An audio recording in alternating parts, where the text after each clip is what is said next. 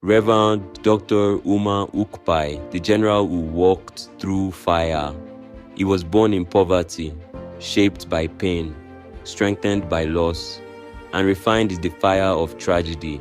From the dusty streets of Ohafia rose a man whose voice shook stadiums, whose prayers healed the sick, whose compassion built hospitals, and whose courage inspired generations. This is the extraordinary life and legacy of Reverend Dr. Ukpai, the evangelist who turned sorrow into strength and became one of the greatest Christian generals Africa has ever known. On the 7th of January 1945, in the quiet community of Asaga Ohafia, Abia State, a child was born. A child who had no idea he would one day preach to millions. His name, Ukpai. But destiny would not come easily. Life would first test him, break him, and remake him. Grew up in a world of hardship. At just 10 years old, tragedy struck. He lost his father. That single moment changed everything. Suddenly, he became the man of the house, fighting for school fees, doing menial jobs, and walking long distances just to get an education. He would later say, "I understood what it meant to be a father at age 10. But even in hardship, destiny was taking shape. In 1958, as a young boy, encountered Christ, a conversion that lit a fire that would burn for more than 6 decades. Ukpai pursued education with the same passion he used to pursue God. He studied electrical engineering, journalism, and later theology, both in Nigeria, the United Kingdom, and the United States, earning certificates, diplomas, a degree, and a doctorate in divinity. Yet, education alone did not define him. A deeper call was growing inside him, the call to preach the gospel. In the 1970s and early 1980s, that calling exploded. Began holding crusades across Nigeria. Stadiums filled, miracles happened. People traveled from distant states just to hear him preach. Then came the crusades that would change history. Greater Ibadan for Christ, 1982. Greater Lagos for Christ, 1985.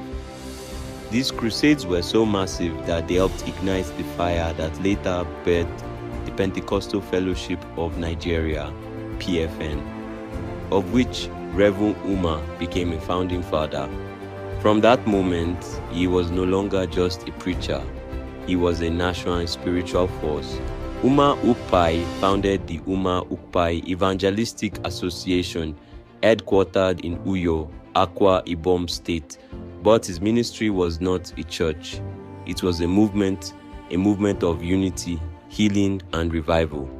He preached across Africa, Europe, the Middle East, and the United States. In 1996, he became the first African to speak as the main minister at the World Full Gospel Businessmen's Fellowship International Convention in Miami. He delivered over 1,000 sermons, wrote more than 14 books, and trained countless ministers. His most famous crusades include Greater Ohafia for Christ, Greater Lagos, Anioma, 1 million man, Crusade Uyo, Miracle Crusades. His core messages were simple: faith in God works, miracles are real, unity in the church brings power, Christians must serve humanity. Beyond the pulpit, Reverend Ukpai was a man of compassion. He built hospitals, including the King of Kings Hospital and the Ukpai Eye Center, serving thousands of poor Nigerians.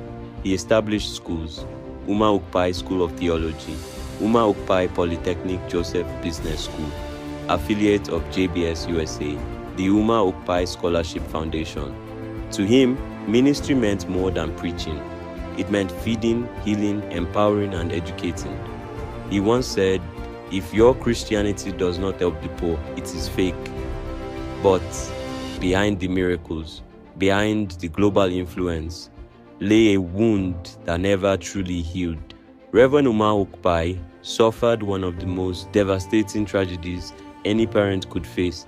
He lost 2 of his children in the same accident on the same day, a tragedy that could break any man.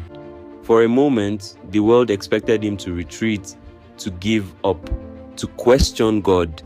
But instead, he did the unthinkable. He climbed the pulpit and preached, not out of denial, but out of unshakable faith. Years later, Pastor Enoch Adeboye would say, "In my darkest moment, it was the strength of Ukpai that carried me." The tragedy did not destroy him, it transformed him, deepening his compassion and sharpening his message of hope. Like every great leader, he faced criticism, betrayal, and attacks. He was defrauded by people close to him. He bared false accusations. He lost friends, but his response was always the same: faith, forgiveness, and forward movement. He often said, "The stones you throw at me are the stones I use to build." In his later years, Reverend Umar continued preaching with passion, though age began to slow him down. He traveled less, spoke less often, but his wisdom became deeper. He spent more time mentoring younger ministers and strengthening his humanitarian projects. His message never changed. Jesus is Lord, miracles are real, faith still works. On October 6, 2025, after 80 years of service, sacrifice, and supernatural impact, Reverend Dr. Umar Ukpai transitioned peacefully into glory. His family called it a glorious homegoing.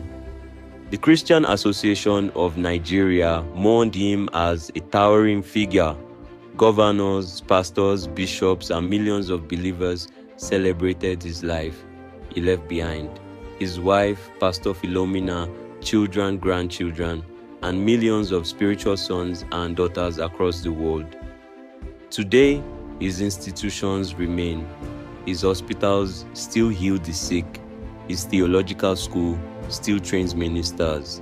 His polytechnic still shapes the future. His crusades continue under his ministry network. His voice still echoes in thousands of sermons online. His teachings remain in his books. His impact lives in the many pastors he mentored, and his example continues to inspire generations. He was not just a preacher. He was a father, a builder, a visionary, a reconciler, a warrior, a man who walked through storms but never lost his fire, a general of faith, a man who lived for Christ and died in Christ. In the words of his family, to live is Christ and to die is gain. Tell us what you know about this man of God in the comment section. And power. Subscribe to be notified on our next video. Follow me. Let's go to the next page.